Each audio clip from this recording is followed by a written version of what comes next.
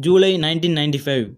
Ladies and gentlemen, on behalf of the Government of India, I welcome you to this country. As you are very well aware, India has been associated with the United Nations during the last many years. This is because we believe in the aims and objectives of this great organization. Of course, it is true to some extent that this world body has failed in its endeavors to bring about peace and progress in some part of the world. But nevertheless, we believed in its usefulness and decided to support it in the hope that satisfactory results will come sooner or later. We are gathered here today to discuss about the various problems faced by the countries in Asia. During the last many years, these problems have been considered in the world context. As a result, these countries have been neglected. It was not considered important enough for us much attention to be given to it as was given to certain other parts of the world. But we have to attach more importance to the problems in Asia because they affect us more intimately. As far as India is concerned, one problem which demands immediate attention is food. It is an extraordinary state of affairs that in a country like India we do not have self sufficiency in food. There is obviously something wrong in our approach to agriculture. I have, however, no doubt in my mind that India can produce enough food if not immediately, but in the course of a few years. But at the present moment, we have to face this problem. Of course, other urgent problems will also come up before you for discussion. Looking at these problems from a long term point of view, it seems to me that various deficiencies have to be made good.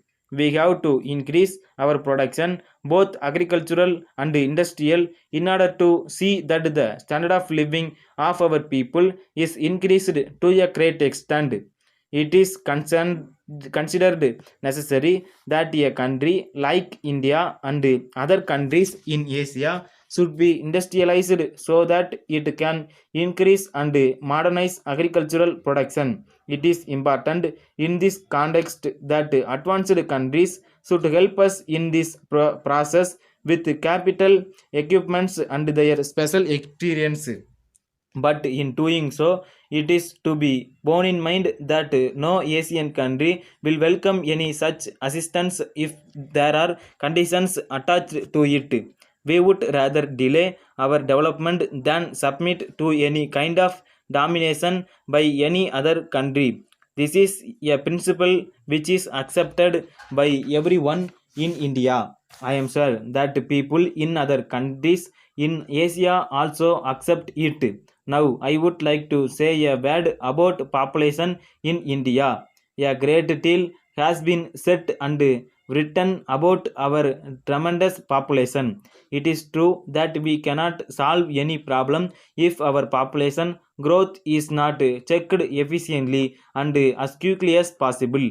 Well, I have no desire for the population of India to go on increasing. I am all in favor of checking this growth. Finally, ladies and gentlemen, you have come to this country for the first time. I believe that one of the points you have to determine is the location of your temporary headquarters. Probably there will be the question of locating the regional office. It is for you to determine, but on behalf of the Government of India, I have great pleasure in inviting you to have your headquarters in India.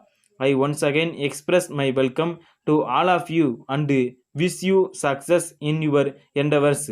Letter from Messrs. Johnson and Company Limited, Madras to Messrs. Patel and Company, Bombay. Dear sirs, with reference to our order dated 2nd instant, we shall be glad if you will kindly let us know when we may expect delivery of the goods. We wrote to you on this subject last month, but up to this time we have not received any reply from you in the matter. We must have a definite promise of yearly delivery by return of post. Otherwise, we may have to cancel the order altogether as these goods are urgently required and our work here is being delayed in consequence of their non-delivery.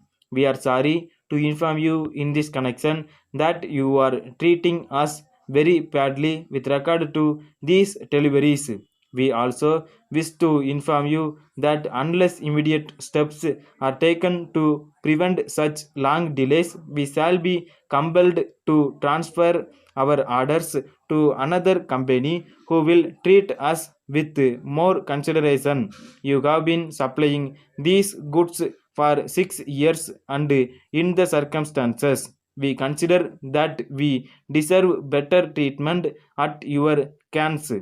Yeah, part altogether from this, we have been writing to you on the subject for the last 2 or 3 months, but our letters seem to have been absolutely ignored.